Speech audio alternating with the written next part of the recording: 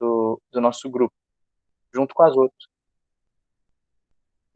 outras, que se sucede, que já ocorreram e as que acontecerão, tá? Essa é a nossa última apresentação dentro desse livro, é o livro Ética Cristã, do Norman Geisler. O nosso objetivo é, a partir dessa última reunião, começar a discutir os assuntos que foram propostos pelos membros do nosso grupo na primeira reunião. Então, aborto, eutanásia, distanásia, vida devocional na medicina e por aí vai. Ética em pesquisa, limites da consciência, toda uma gama de assuntos que foram sugeridos. Então, essa é a última das nossas, digamos assim, discussões mais chatas, porque são mais teóricas.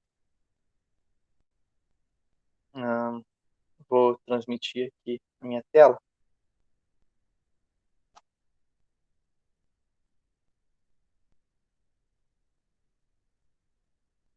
Vocês estão vendo? Aqui. Então vamos lá. Nosso tema de hoje, absolutismo conflitante, absolutismo graduado. São as duas últimas opções éticas apresentadas pelo Norman Geisler. E eu coloquei essa pintura do Rembrandt, que é o sacrifício de Isaac por Abraão. E eu acho essa pintura fantástica, né? É um Rembrandt, no final das contas. E esse exemplo do sacrifício de Isaac aparece muito na argumentação do Geisler ao falar sobre o absolutismo conflitante e o graduado. Já dando um spoiler da nossa apresentação, a defesa que o Geisler vai fazer como a posição ética mais adequada para o cristão é o absolutismo graduado, por dois motivos. O primeiro motivo é a forma como o absolutismo graduado lida com a lei de Deus, e a segunda é a forma como o absolutismo graduado lida com o ato redentivo de Jesus Cristo, que é a crucificação. Então, absolutismo conflitante. Tá? A grande proposta, as duas opções de absolutismo conflitante graduado, elas têm origem na reforma. O absolutismo conflitante, segundo Geisler, tem uma origem na perspectiva luterana de dois reinos. Então, Lutero, assim, de certa forma, seria um pai dessa visão. E o ponto principal dela é o seguinte: olha, os conflitos morais que a gente tem no mundo, eles são reais e nós somos culpados desses pelo pecado, independente da decisão que a gente tome. Então, pegando lá o exemplo das parteiras, né? Êxodo capítulo 1, o faraó manda que as parteiras matem, né? Relatem os filhos homens que nascem do povo hebreu, e faraó iria matar esses meninos que tinham nascido. E as parteiras então mentem para faraó para que os meninos não sejam mortos. E o texto fala que aquilo foi considerado como algo justo diante de Deus. Então, a questão que fica é como que a gente lida com isso. Elas foram justificadas diante de Deus por um ato que, na verdade, é um ato pecaminoso, que é a mentira. No absolutismo conflitante, a perspectiva é o seguinte: não, de fato, elas tinham as opções entre dois pecados, o pecado de mentir e o pecado de deixar que as crianças morressem. E elas escolheram o pecado de mentir, porque esse é o menor dos dois males. Então, o grande ponto do absolutismo conflitante vai ser escolher o menor dos dois males. Dentro disso, a perspectiva dos dois reinos é que existe o reino de Deus e existe o reino dos homens. E por nós vivermos essa vida em que nós estamos simultaneamente nos dois reinos, a gente vai experimentar no reino dos homens um mundo caído, onde o pecado é inevitável, porque o pecado ele tem origem no fato de que desde a queda nós seres humanos temos criado situações onde há conflito entre as leis morais de Deus.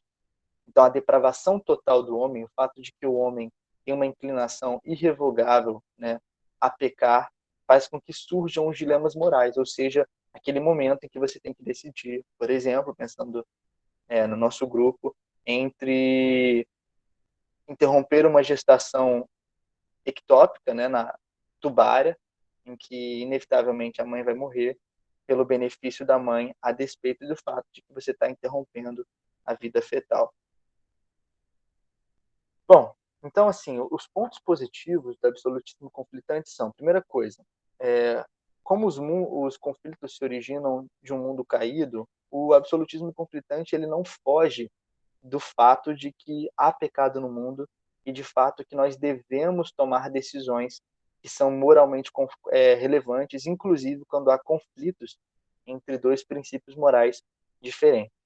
Por isso, ele aponta, em certo sentido, para o fato de que Cristo voltará e de que a gente espera que na revelação de Cristo, na parousia, nós tenhamos o fim dos conflitos morais e o fim dos dilemas que nós enfrentamos. O outro ponto positivo importante é de que há um destaque especial para a redenção. Pelo fato de sermos muitas vezes expostos a dois princípios morais conflitantes e quer escolhermos um, quer outro, nós pecamos, isso aponta a nossa necessidade de sermos perdoados por Deus e aponta a nossa perspectiva de sabermos que se pedirmos perdão, nós seremos perdoados. E o terceiro ponto positivo é que não existe exceção. As leis morais de Deus são absolutas. Deus não criou um mundo sem leis. A ética é um imperativo na nossa vida. Então, esse é um ponto positivo do absolutismo conflitante. O problema surge justamente nas críticas a ele. Tá? Primeira coisa, se você tem que escolher entre dois males e você deve escolher o mal menor, você tem o dever de escolher o mal. Você tem o dever de escolher pecar. E é um absurdo, porque como que a ordem divina seria uma ordem para que você peque, e essa ordem divina para que você peque é uma ordem que te faz condenável diante de Deus. Não parece, por exemplo, ter algo que se harmonize com o texto de Coríntios, né, capítulo 10, se não me engano, que diz que Deus não dá a tentação sem dar também o escape. Então, nessa perspectiva, esse texto acaba sendo deixado de lado. É um texto importante. O segundo ponto é que essa perspectiva ignora o contexto das coisas. Por exemplo, eu posso amputar alguém por sadismo, pelo prazer de ver o outro sentir dor, ou eu posso amputar alguém porque aquele membro tem uma necrose que não tem outra opção para que aquela pessoa viva além daquela amputação. E num contexto onde de mal menor, que é o contexto que a gente está observando, o fato de você amputar em si quer tenha um resultado positivo, quer tenha um resultado negativo, faz com que esse ato seja intrinsecamente mal. Então a gente tem um problema onde o contexto pouco importa. E isso é um problema do absolutismo conflitante. O terceiro ponto é que Jesus se fez homem. Se Jesus se fez homem, e ele viveu num mundo onde os homens tomam decisões que nos levam pela queda a conflitos morais, a gente tem duas opções. A primeira é que ele nunca lidou com o dilema do pecado, ou ele pecou, lidou e acabou escolhendo o mal menor e, portanto, acabou pecando. Isso é um problema com a teologia sobre Cristo que está presente na carta aos Hebreus. O livro de Hebreus, carta aos Hebreus, fala que Cristo foi tentado como a gente é tentado, e justamente por ele ter sido tentado é que ele pode interceder por nós, porque ele se compadece de nós, porque entende o que é ser tentado. O quarto ponto, e esse ponto é teologicamente muito importante, é o seguinte: olha só, Jesus, quando foi crucificado, ele estava lidando com problemas morais, com conflitos morais. O primeiro, que o Geisler aponta, é a questão de uma espécie de suicídio, onde Jesus deliberadamente, porque ele tinha como impedir a sua própria morte, se entrega para morrer. E ele então acaba, em certo sentido, descumprindo o sexto mandamento, que é o não matarás. O outro problema é que ele deixa que ocorra um julgamento que é injusto, porque ele era inocente.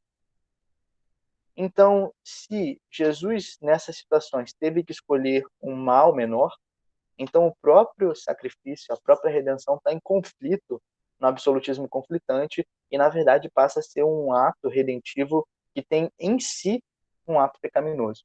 Então, essas são as críticas, e eu acho que essas duas últimas sobre Jesus são as mais contundentes no absolutismo conflitante, porque elas geram um problema muito grande na teologia da redenção. A segunda opção é o absolutismo graduado. O pai do absolutismo graduado, e aí alguém pode lembrar de outras reuniões que o Agostinho era também pai de outra opção ética, né? O Agostinho é o pai do absolutismo graduado em certo sentido. Na Cidade de Deus, ele escreve o seguinte: entretanto, há algumas exceções feitas pela autoridade divina à sua própria lei, para que os homens não sejam mortos. Essas exceções são de dois tipos: justificação por uma lei geral ou por uma concessão especial fornecida por um determinado tempo e para determinado indivíduo. Agostinho está lidando na Cidade de Deus, nesse texto, com duas questões. A primeira é o sacrifício de Sansão, né? Sansão, cego, no templo dos filisteus, se agarra às colunas do templo, derruba o templo, se mata, mata os filisteus e é tomado por justo, como está escrito na carta aos Hebreus. E o segundo problema aqui que Agostinho está lidando é o fato de que Deus ordena, em determinados momentos das Escrituras, que Abraão, que outros santos participem do assassinato de pessoas que tinham algum conflito específico. E, então, Agostinho está lidando com essa questão de, olha só, existem algumas exceções que são feitas. A segunda pessoa que contribui bastante para isso é o Charles Hodge, né, que era professor de teologia no Princeton Seminary, né, o seminário de Princeton, se eu não estou enganado, era isso mesmo. E ele fala o seguinte: olha só, as parteiras hebreias, voltando a esse exemplo, elas foram justificadas. A mentira delas era uma mentira que salvou vidas. Existia um princípio, que era o princípio da misericórdia, onde você deve ter misericórdia do bebê que vai morrer, sobre um princípio que era o princípio de falar a verdade. E a gente não pode ser inocente aqui, ser ingênuo, dizendo que elas poderiam ter dito, por exemplo, ter falado a verdade e elas não seriam culpadas, porque na verdade quem cometeu o crime foi Faraó. Elas não poderiam também não falar nada. Raabe, a prostituta que esconde os espias em Jericó, ela não poderia ter não falado nada, porque não falar nada significaria a morte dos espias e, nesse caso das parteiras, a morte dos recém-nascidos. Então, o Rod ele aponta um ponto muito importante, que é o seguinte: olha só, elas tiveram que lidar com situações de conflito moral. Elas escolheram um princípio superior, a misericórdia, sobre um princípio inferior, que era falar a verdade naquele momento. Então, a mentira delas, naquele momento, foi, na verdade, motivo para elas serem chamadas de virtuosas, para elas serem chamadas de mulheres de fé, e não de pessoas que cometeram pecados contra Deus. A terceira pessoa é o Kierkegaard. E aí o Kierkegaard está falando justamente sobre o sacrifício de Isaac. Ele está dizendo o seguinte: olha só, existe uma lei moral absoluta, que é não matarás. Mas naquele momento em que Abraão é chamado a sacrificar o seu filho, existe um dever transcendente porque ele é dado pela própria divindade. Esse dever era de sacrificar o filho, então Abraão decide sacrificar o próprio filho. No momento em que aquilo acaba, no momento em que Isaac não é sacrificado, porque Deus oferece um substituto, a lei volta a ser como era antes. Aquilo ali foi uma circunstância especial, onde havia um conflito moral entre a fé de Abraão e o fato de que ele não deveria matar.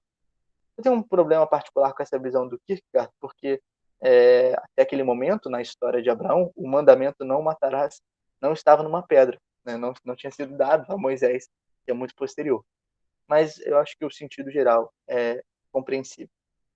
Então, o sentido a gente tem que lidar aqui com alguns problemas. O primeiro é que na nossa cultura evangélica, no nosso país, a gente ouviu muitas vezes essa frase de que não existe pecadinho e pecadão. Isso é interessante e abre um espaço para muita discussão teológica, mas o ponto é que as próprias escrituras parecem indicar que há, na verdade, sim, gradação de pecado. O próprio Jesus, falando a Pilatos, diz que aquele que entregou Jesus a ele é culpado de um maior pecado. A gente pode pensar em vários outros exemplos de que nas escrituras, e o Geisler cita vários, onde há de fato uma hierarquia entre erros e, portanto, um momento em que a gente deve escolher entre um mal menor ou um bem maior, tá? E um ponto importante é que nessa perspectiva do absolutismo graduado, de existirem leis maiores e leis menores, nenhuma culpa é imputada a alguém por algo inevitável. Eu dei de novo o exemplo da gravidez tubária, que a gente discutiu no nosso grupo recentemente, né? É uma gestação, onde o feto faz um implante tubário, ele vai crescer ali, vai romper aquela tuba, e a mãe vai falecer de hemorragia, e o feto não vai sobreviver. Então você tem um dilema ali que é interromper, antes que isso aconteça, a vida do feto, que é uma vida humana. E ali não tem muito o que fazer. Ali na verdade, algo inevitável. Você vai ter que, para o bem de uma pessoa, interromper uma vida, porque aquela situação é incompatível com a vida das duas pessoas, a mãe e o feto. Então, nesse sentido, há uma lei maior de misericórdia para com uma pessoa em relação à outra. As críticas ao absolutismo de graduado são importantes. Tá? E é importante também a forma como o Geisler responde a essas dúvidas. Primeira coisa, qual a diferença do absolutismo graduado para o utilitarismo? A resposta é bem simples. O utilitarismo parte do princípio de que os fins vão justificar os meios. Existe no utilitarismo a ausência de uma lei moral que guie o indivíduo na forma como ele deve fazer. No final das contas, há um relativismo presente no utilitarismo que não está presente no absolutismo graduado. O absolutista graduado entende que existem leis absolutas que foram dadas por Deus. E essas leis são boas, essas leis são agradáveis, essas leis são maravilhosas, elas fluem do próprio caráter de Deus, que é um Deus justo, amoroso, bondoso, misericordioso. Então, essa é a principal diferença, né? O segundo ponto é que, por exemplo, no caso da mentira, como que a mentira pode fluir do caráter de Deus? Ou seja, como que alguém pode ser justificado por causa de uma mentira? E a gente tem que entender algumas coisas importantes, né? No caso dessa pergunta, o fato é que nós, como seres humanos, habitamos num mundo caído. E ao habitarmos no mundo caído, a gente vai tentando se adaptar, como pessoas redimidas, ao caráter de Deus, que é um caráter multifacetado e, ao mesmo tempo, uno. Então, o ponto não é que a mentira flua do caráter de Deus, mas que as parteiras, ao mentir, estavam incorporando na sua atitude o caráter de Deus, que é um caráter misericordioso, na expectativa de que o conflito moral, na redenção, ele terminará. Então, dessa forma, a gente tem uma defesa do Geisler de que o absolutismo graduado é a melhor opção porque ele nos oferece um princípio para decidir em situações conflitantes, de escolher entre leis morais bíblicas que são maiores, digamos assim, e ele também oferece uma resposta cristológica, teológica importante. É o seguinte: Cristo, ao se sacrificar, Cristo, ao ser condenado, sendo inocente, ele estava buscando a lei maior, que era a lei de amar a Deus acima de todas as coisas e o seu próximo como a ti mesmo, dando a vida por esses próximos que ele chama de seus irmãos. Isso é algo maravilhoso, né? É incrível o que Cristo faz por nós. Dito isso, essa é a discussão que nós iniciamos hoje. Lembrei muito do Abraão, que está no nosso grupo, quando ele perguntou ontem sobre a questão da distanásia e do paciente que escolhe não receber um tratamento terminal, então, que escolhe ficar em casa, né, ao invés de ter um investimento pesado a despeito de uma doença terminal. E eu acho que esse é um ponto onde a gente tem conflitos morais importantes. A gente tem conflitos morais onde há a opção de se apegar, como a gente falou, intensamente a uma vida que na verdade é uma vida onde o sofrimento é imposto, tetos de mina, enfim, tudo que a gente conversou. E escolher estar com a família, entender que a morte é um aspecto natural da vida humana até a revelação de Jesus Cristo. E aí eu abro para vocês comentarem. Acho que eu já me estendi demais. Não sei se temos inscrições aqui. Professora Sueiro. Eu tenho uma. É muito mais uma curiosidade, talvez poucos conheçam, mas sobre Santo Agostinho tem um dado importantíssimo, talvez tenha uma das orações mais interessantes, é que falou-se tanto de Agostinho de Hipona. E por mais grotesco que seja a fala, ela é bem apropriada assim, que ele diz assim: Senhor, dai-me a castidade, mas hoje não. Dai-me a castidade, mas hoje não. Para ele era muito difícil vencer toda a luxúria. C.S. Lewis diz isso, né? Que a luxúria é, é, é um, a castidade é a menos popular das virtudes cristãs, né? E por que eu estou falando isso? Eu não estou fugindo da fala do Tagore, não, eu nem estava fazendo outra coisa, prestando absolutamente atenção. Mas é que esse dilema vai existir na gente. Senhor, dá-me o pensamento livre, mas hoje não. Senhor, dai-me a ética plena, mas hoje não. Senhor, dai-me o cuidado com a língua, mas hoje não. Senhor, dai-me toda a pureza de coração, mas hoje não. E Agostinho de Hipona viveu isso. Então isso é muito mais para a gente aquecer um pouquinho a discussão e levar. Eu acho que quando a gente vai falar, a temática foi maravilhosamente bem apresentada, e foi mesmo, viu, Taguri? Foi muito bem apresentado. Parabéns, cara. Foi Obrigado. de forma muito clara, muito objetiva, e num tempo muito apropriado, muito bom, não foi chato, ninguém ficou batendo cabeça, foi muito bom, muito bom. Quem não leu o capítulo, eu por acaso li, já tinha lido antes, passei uma vista do óleo recente, quem não leu o capítulo teria entendido plenamente. Ficou muito bem apresentado. Mas mesmo assim, vale, talvez essa seja uma expressão mais comum aí, dizer: Senhor, dai-me a castidade, mas agora não. Senhor, dai-me a ética, mas agora não. Senhor, deixa eu contemporizar alguns fatores tão instantes que tem. E Agostinho viveu isso, Agostinho de Hipona.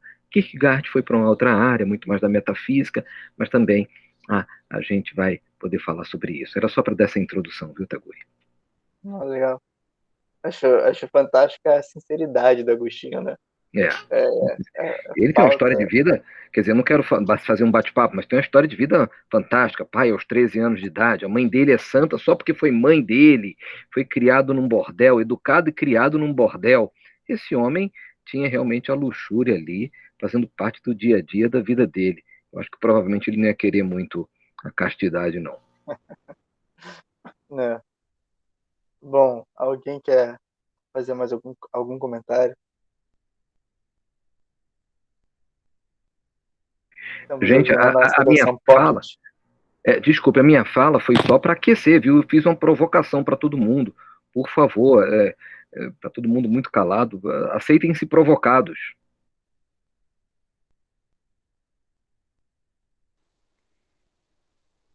Oi. Eu, na verdade, é só um comentário bem breve também. Assim, é porque nós tivemos 3 reuniões, né? Nós abordamos diferentes tipos de éticas, né? E agora nós chegamos ao final. E o que eu acho interessante é que, mesmo isso tendo nos dado um grande arcabouço, assim, de conhecimento e tudo mais, ainda assim, a gente percebe que quando a gente chega no final, a gente não tem, tipo, uma resposta definitiva. Ele diz que, tipo, a gente precisa escolher, né, aquilo que for o bem maior, e ele dá até alguns insights no final, dizendo que o amor a Deus está acima dos outros amores, dizendo que a obediência a Deus está acima de qualquer outro tipo de obediência e que a misericórdia está acima da veracidade. Mas o interessante é que, tipo, os conflitos eles ainda vão existir, que na prática ainda vai ser bem difícil a gente tomar esse tipo de decisão. E eu acho que por isso que talvez as nossas discussões a seguir elas sejam muito interessantes para a gente conseguir aplicar esses conceitos, né?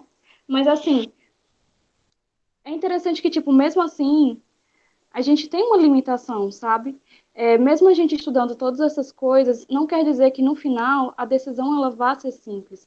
A gente vai estar muitas vezes diante de situações onde a gente talvez não consiga discernir com tanta clareza qual é o bem maior para se buscar. Então, assim, às vezes a gente. E eu encontro isso muito no meu coração, sabe? De muitas vezes a gente querer estudar esses assuntos e no final ter como se fosse um manual de instruções, o que fazer em determinada situação, e não é isso que a gente vai lidar, né? Era só esse insight, assim, mesmo que eu tive sobre as nossas limitações e que ainda que a gente estude, os dilemas, eles ainda são dilemas e são difíceis de serem solucionados na prática, da gente obter uma resposta, e talvez mesmo a resposta que a gente obtenha ainda não seja satisfatória ao nosso coração. Fantástico, Vivi. Silvana. Bem, boa noite a todos aí, obrigada pela apresentação muito boa, parabéns pela apresentação. Sobre tudo que tem sido discutido, eu confesso que eu ainda vou retomar o texto do Geisler, porque a diferença entre utilitarismo e absolutismo graduado, para mim, ainda ficou meio nebulado. Eu sei que eu quero absolutismo graduado, eu sei que eu quero isso, mas ainda ficou com dúvida sobre como fazer realmente a separação, a categorização, né? Mas eu achei realmente que as discussões têm sido muito úteis e abrem muito a nossa mente, né? Então, dei uma coisa, né? E pensei assim, né, em dois insights que eu tive, né? O primeiro que sobre o que você falou da questão da mentira das parteiras. Isso é uma coisa que em medicina a gente faz muito. Eu, pelo menos na geriatria, ensinar cuidador de doente com demência a mentir é uma coisa que a gente faz direto. Né? A pessoa quer voltar para casa, a casa que a pessoa quer é a casa da infância. Aí o cuidador chega para ele e diz assim: não, essa tua casa foi demolida, essa é tua casa agora. A pessoa faz uma reação catastrófica, então você fala assim: não, vamos dar uma voltinha e vamos para casa. Dá uma volta no quarteirão, volta com a pessoa e diz: essa é a tua casa. Legal. Então a gente ensina várias estratégias de mentira para a pessoa e sempre a gente fica refletindo, né? Nossa, eu sou um treinador de mentirosos. Né? Isso é uma coisa simples, porque, teoricamente, a própria pessoa que está sendo treinada é uma mentira piedosa e tranquilo. Mas a questão da gravidez tubária, a questão de alguns tratamentos que a gente faz ao paciente, que a gente conflita muito sobre, né, quanto bem a gente está fazendo ou não. Então, é uma coisa que a gente tem que pensar. Né? Uma solução assim, que eu tenho pensado, e eu acho que voltar ao livro, reler e pensar em tudo, sobre como a gente, às vezes, na medicina, age como aqueles que estavam lutando para salvar judeus na época do nazismo. A gente está muito mais tentando salvar alguns daquela multidão que está indo para a câmara de gás do que realmente impedindo que a câmara de gás funcione. Por conta da queda, do mundo caído, né? A nossa expectativa é uma redenção vindoura, não é esse mundo melhorar e ficar maravilhoso. Né? E aí, esse conformismo é uma coisa que gera muito desgaste no dia a dia, porque nós, como cristãos, não podemos nos conformar. A gente precisa, no final das contas, viver em tensão para a gente não perder o nosso cristianismo. Então, essa é uma visão que eu tenho tido. Né? Eu penso que as discussões que nós vamos ter a seguir, né, vão ajudar a gente a lidar com essa tensão, né, que é uma constante do cotidiano do médico, do enfermeiro, do profissional de saúde que professa a fé cristã. Perfeito. Marcos. Bom, boa noite a todos. Eu acho que essas discussões que a gente está tendo são muito interessantes e eu acho que pegar a questão da mentira especificamente como um caso a ser estudado, ela se prova bastante intrigante, né? E eu acho que o absolutismo graduado ele acaba realmente sendo a melhor resposta, né, a esses tipos de conflitos que a gente entra em contato no cotidiano, né? Mas pensando na questão da mentira como exemplo, né, eu não acho que ela implique, né, como você explicou, que agora está liberado mentir, por exemplo, ou que o absolutismo graduado ele leva menos a sério, né, a mentira ou a verdade, né, ou que as outras visões sejam mais rigorosas, né, ou que mentir também seja um pecado menor.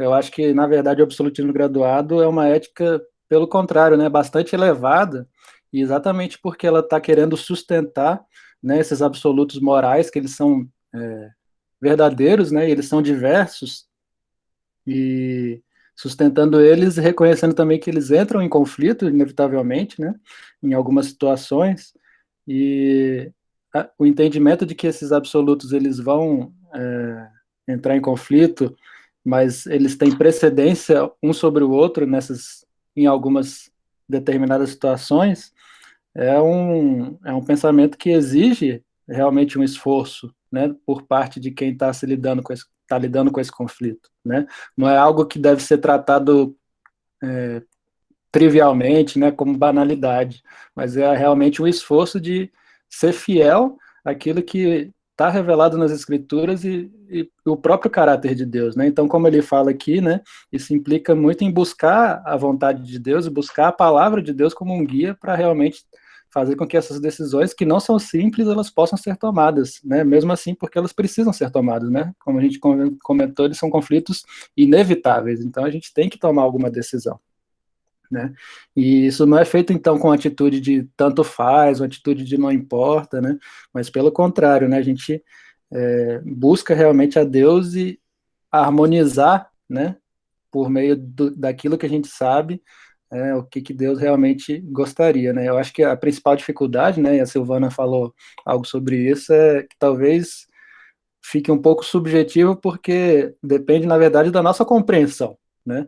Depende da nossa compreensão de qual seria a vontade de Deus, de qual seria o melhor em cada ocasião, e é por isso que, de novo, a gente volta para o esforço, né? A gente precisa se esforçar em conhecer a Deus, conhecer a palavra, realmente mergulhar para entender o caráter de Deus que está aqui revelado como um presente para nós, inclusive, né? Então, é uma coisa muito boa que a gente tem toda essa revelação, toda essa orientação, que a gente não está às escuras, mas também implica em nós assumirmos isso como um dever e um privilégio, né? De buscar a Deus e buscar a sua face na Escritura. Enquanto a Silvana falava da diferença do utilitarismo e do generalismo, eu lembrei de uma discussão que eu tive uma vez com uma intensivista, né? Uma das áreas de pesquisa que meu grupo de pesquisa faz é na área de hipotermia terapêutica. E aí a gente estava discutindo o uso da hipotermia em pacientes que sofreram parada cardiorrespiratória, tiveram retorno da circulação e agora seriam submetidos à hipotermia para redução do dano encefálico. E o argumento dela era assim: a gente não deveria fazer hipotermia terapêutica nos serviços públicos, porque se o paciente sobrevive e ele volta, em geral, ele volta com encefalopata. E sendo encefalopata, a gente tem duas opções. A primeira é que ele vai ficar muitos meses ocupando um leito de CTI numa rede pública que já é sobrecarregada e gastando leito, recursos humanos, materiais, etc. Ou, se ele for para casa, ele vai depender de um sustento do Estado, de ventilação, de suporte de oxigênio, de traqueotomia, de medicações, etc, etc. Portanto, esse paciente se torna tão caro e tão custoso para o Estado, e ele se torna, ele acaba tomando o lugar de outras pessoas que têm uma sobrevida melhor e que têm uma chance de viver mais tempo maior, que a gente não deveria investir em medidas de recuperação desse paciente. Isso foi uma discussão que eu tive com uma intensivista. Então, eu claramente percebi na hora que a ética que ela adotava na prática médica dela era uma ética utilitarista. Ela estava olhando para o todo do sistema público de saúde, para o todo da população, para justificar por que ela não por que não se deveria investir em terapia, hipotermia terapêutica no sistema público de saúde. E você vê que, assim, por que eu falo que é utilitarismo? Porque ela não está olhando para o indivíduo que pode ter o benefício, que a gente não sabe como vai ser a vida dele. Ela acaba sendo utilitarista porque ela dá um valor de uma vida que é sem sequela neurológica como muito melhor do que a vida que tem sequela neurológica. Então, o sofrimento, nessa visão, tira um pouco do valor da vida. E o absolutismo graduado vai dizer o seguinte: olha, não tem conflito moral no momento em que você fala de hipotermia terapêutica, porque esse é uma terapia que oferece benefício para o paciente. E você não tem como saber se ele vai de fato ocupar o leito mais tempo ou de fato menos tempo. O que você sabe é que ele tem a possibilidade de recuperação de função neurológica e de sobrevida melhor.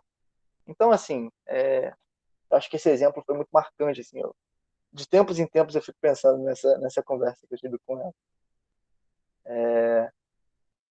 Se isso te ajuda a pensar, Silvana, mas me ajuda bastante.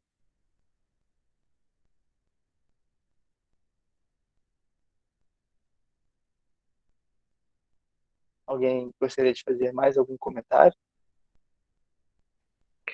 Na prática médica,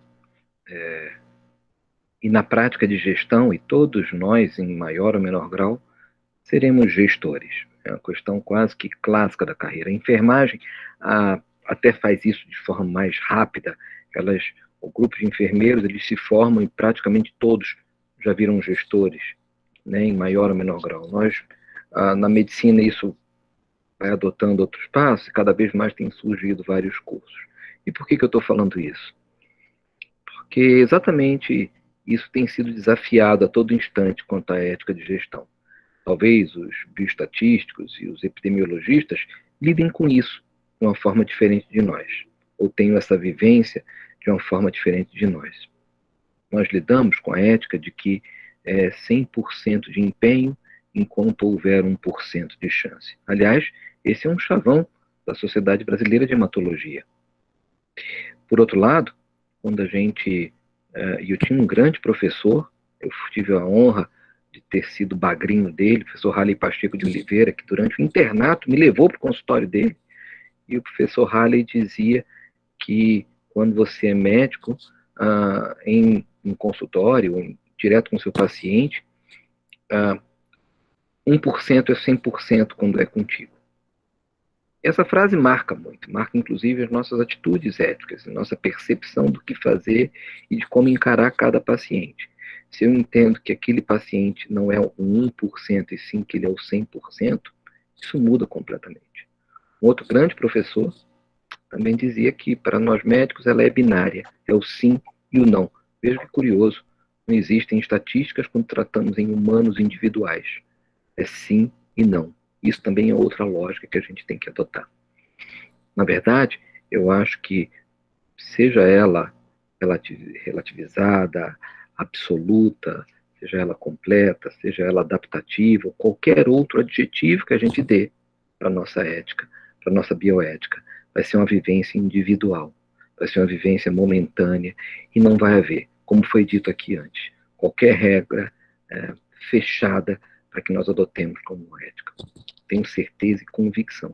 Por isso a importância da gente trocar ideias, trocar experiências, trocar vivências, e nós, como cristãos, levarmos isso sempre muito à frente e vermos o que os nossos princípios morais, e vamos discutir, vamos gastar tempo, gastar saliva, vamos trabalhar nisso, gastar muita saliva, menos pólvora, muita saliva nessa, desculpa, vamos gastar muita saliva, e vamos abordar aí toda a nossa ética pessoal, toda a nossa ética individual, caso a caso.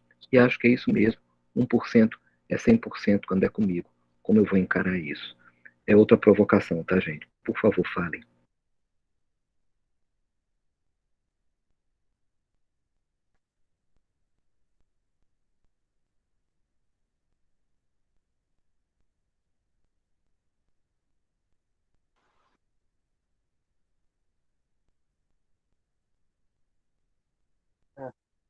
Eu, eu acho essa perspectiva do 1% interessante e chocante, assim, ao mesmo tempo. Eu tenho certa... eu fico pensando assim, né, naquilo que a gente já discutiu aqui algumas vezes também, de se o paciente que tem uma perspectiva de sobrevida muito baixa, se a gente deveria investir nele em terapias que vão causar muito sofrimento aí, né? E por outro lado, né, você dá também uma solução muito interessante na sua fala, né, que é diferente o 1% do 100%, né? É diferente 1% de chance de sobrevivência ou 1% de chance de cura para o 100% de chance de morte, né? Sendo bem direto. E só para. Posso falar, tá? Permite? Claro, Não sei se claro. tem mais alguém inscrito. E veja, quando eu falei da perspectiva do gestor, é exatamente isso. Eu sou o diretor de uma unidade hospitalar aqui no Rio de Janeiro, o Hospital Rocha Maia, que fica em Botafogo. Estão todos convidados a irem, quando estiverem aqui no Rio, os que não são do Rio, são convidados mesmo, a gente conhecer a unidade e até fazer. A gente tem um centro Balint lá, um núcleo de discussão, Michel Balint lá, que é bem interessante. Pois bem, do ponto de vista da gestão, a gente tem outra perspectiva. Como é que eu posso gastar, como bem disse essa colega do CTI, como é que eu posso gastar recursos que são limitados, todos em um paciente? Assim eu tenho com leito. Eventualmente, eu gostaria de deixar um paciente mais um dia, 2, 3, 4, 5 no leito, enquanto ele arruma a casa dele. E aí o raciocínio de gestor vem, bom, peraí, está deixando de atender mais 2, 3 pacientes no mesmo leito. Então, isso é sempre uma grande dificuldade que a gente tem. Esse binômio da gestão para o médico gestor e o médico beira de leito, apesar dos dois serem médicos, apesar dos dois terem a mesma sensibilidade, eu tenho convicção que os dois têm uma perspectiva ética distinta sobre o mesmo paciente. E os dois poderão ser tão cristãos e tão piedosos e tão credos da sua fé e tão afinhados nela, e os dois também terão razão. Por isso a necessidade da gente discutir. Sim. Irving, eu vou passar para você, eu só queria fazer um comentáriozinho, porque essa coisa da gestão e da ética no início da pandemia, em abril, maio, tiveram pelo menos uns 3 ou 4 artigos no New England que falavam sobre isso, né? Como que você decide quem vai receber o ventilador numa unidade onde tem 5 pacientes com ventilador e 4 ventiladores. Enfim, Irving. Boa noite, pessoal. Parabéns, Tagore, pela apresentação, foi muito boa. E aí a gente encerra esses dias que a gente tem falado muito sobre isso. E a fala do Dr. Assuero, tanto o seu exemplo primeiro, você falou da conversa com a intensivista, e a fala do Dr. Assuero me lembraram de uma coisa que a gente sempre conversa, né, da importância do grupo. E aí eu me lembrei, porque assim, eu não tenho exemplos com relação a isso para citar, mas eu lembro da velha discussão que sempre a gente tem, ou você já teve consigo mesmo, aquela questão da importância da leitura, né, de você adquirir uma outra visão e uma visão alheia à sua de uma coisa que você muito provavelmente não viveria, né? No caso, quando você lê um livro internacional, um livro de um outro estado, uma outra época, então você vive aí uma coisa de um outro ponto que você não vai ter a chance de viver. E aí, no caso, essa conversa eu não tive, mas agora que você falou, eu creio que ela vai ficar aqui na minha, nem que seja no meu subconsciente, eu vou ficar lembrando disso. Eu sempre que a gente está conversando, eu lembro disso, da importância do grupo para isso. Como a gente está discutindo essas coisas mais teóricas, depois vão vir as coisas mais teóricas, não, né? A gente já está bem prático, mas depois a gente vai ver essas coisas mais polêmicas, por assim dizer, e como essa vivência ela importa. E a vivência que não é minha, mas que uma hora vai ser, e eu já vou chegar com um arcabouço diferente do que eu chegaria sem o debate. E a outra coisa que foi o que o Dr. Assuero mencionou de gestão, eu me lembrei quando o Francis Collins venceu o prêmio Templeton agora, né, há uns 2 meses, eu acho, um dos que discursou foi o Barack Obama. E aí ele disse, o Francis Collins só sabia gerir muito bem e tal, e uma coisa que ele fez era saber gerir com pouco dinheiro, isso é uma coisa que nós gestores gostamos. Então, essa coisa da gente saber gerir com qualidade e deixar a memória, né? Francis Collins deixou aí, então foi Barack Obama, o Bush, várias pessoas ali numa personalidade cristã que fez a diferença. Então, claro, assim, a gente pode não fazer uma diferença nesse nível, mas a gente vai fazer a diferença nesse nosso 100%. Né? No nosso 100% da nossa vida, a gente pode fazer essa diferença. Perfeito, perfeito. Gente, se não houver mais ninguém com desejo de fazer mais um comentário, a gente já está se aproximando de 9h30.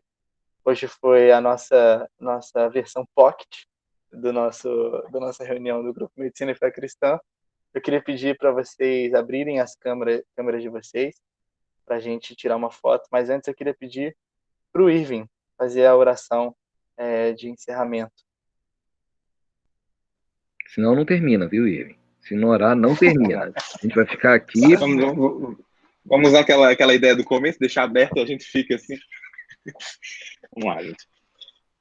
Pai, muito obrigado, porque Tu és bom. Muito obrigado porque Tuas misericórdias se renovam sobre nós cada manhã. Muito obrigado porque, por mais uma oportunidade, estarmos aqui juntos como irmãos, mesmo sem nunca termos muitos aqui se encontrado pessoalmente, o Senhor nos permite, Deus, ter essa oportunidade. Eu te peço que o Senhor use o que foi mencionado aqui hoje, o que foi lido por nós ao longo da semana, para que isso venha de fato a transformar a nossa praxis. Nós nos tornemos cristãos melhores, médicos melhores, pessoas que podem de fato influenciar e glorificar o Teu nome pela nossa prática diária na medicina, que é o nosso contexto. Pai, nos ajude a sempre buscar o Teu reino e a viver essa grande história que nós já vivemos, a história do Evangelho, a história de filhos de Deus, e que essa história seja a nossa história. Pai, como o Senhor morreu para nos entregar. Eu te peço que o Senhor nos ajude, nos dê uma excelente noite, um excelente fim de semana e um excelente mês até a nossa próxima reunião. Pai, ser conosco, no nome de Jesus. Amém. Amém. Vamos tirar nossa foto, então.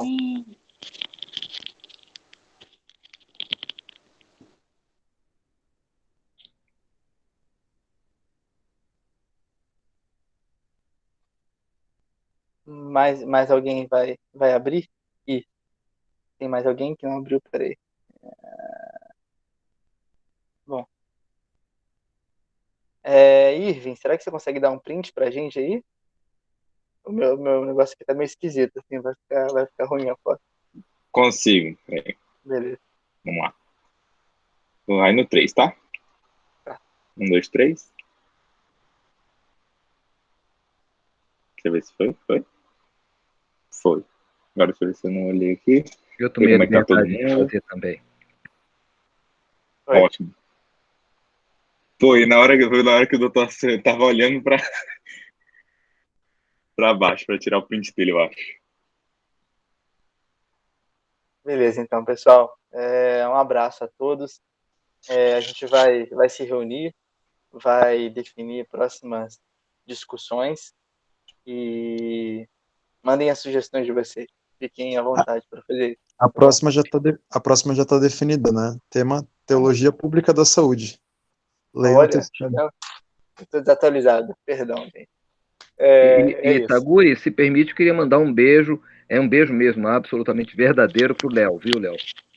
Um beijo grande para você, queridão. Tamo junto, tá? Tamo junto. Não passei nessa residência, mas a próxima vai dar. Ano que vem eu faço médio curso. Eu vi que uma pessoa ficou com a câmera com o olho. Eu vi que uma pessoa ficou com o olho fechado e o doutor selecionado para baixo. A do senhor prestou, doutor? Eu nem vi, querido. Eu vi Você que pode saiu. nos mandar lá no grupo. Mando também, mas podemos tirar outra.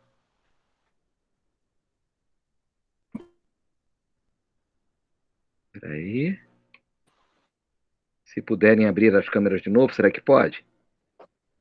Agora, opa, todo mundo. A gente fala dízimo. Ficou ótima. Ficou. Todo mundo com um dízimo sorrindo, viu? Ficou feliz essa. Eu vou botar no grupo. Obrigado. Tchau, gente. Bom final de semana. Tchau. Até a próxima. Tchau, gente. Tchau, Até tchau. mais.